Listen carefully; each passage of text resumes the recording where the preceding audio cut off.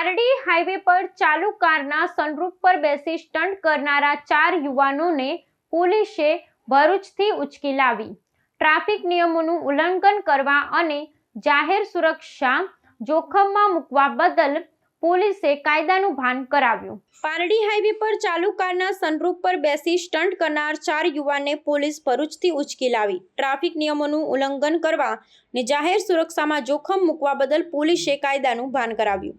આજની યુવા પેઢી સસ્તી પ્રસિદ્ધિ મેળવવાના પ્રયાસમાં યુવાનો જોખમી સ્ટન્ટ કરતા જોવા મળે છે। પારડી હાઈવે પર 3 યુવકોએ ચાલુ કારના સનરૂફ પર બેસી પોતાના જીવને જોખમમાં મૂક્યો હતો, જે કેસમાં પોલીસે 4 યુવાનોને ઝડપી પાડ્યા હતા।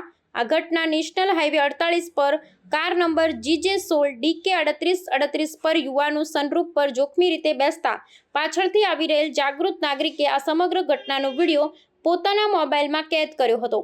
આ વિડીયો સોશિયલ મીડિયા પર વાયરલ થયો હતો। ટ્રાફિક નિયમોનું ઉલ્લંઘન કરવા અને જાહેર સુરક્ષામાં જોખમ મૂકવા બદલ પોલીસે કાયદાનું ભાન કરાવ્યું હતું। પારડી પોલીસે મેહુલ શાંતિલાલ વસાવા, ગૌરવકુમાર અશોકભાઈ વસાવા, પાર્થિવકુમાર અશોકભાઈ વસાવા, હિતેશ રતિલાલભાઈ વસાવા તમામ રહે ભરૂચની ધરપકડ કરતા સ્ટન્ટ કરનારાઓમાં ફફડાટ વ્યાપી ગયો હતો।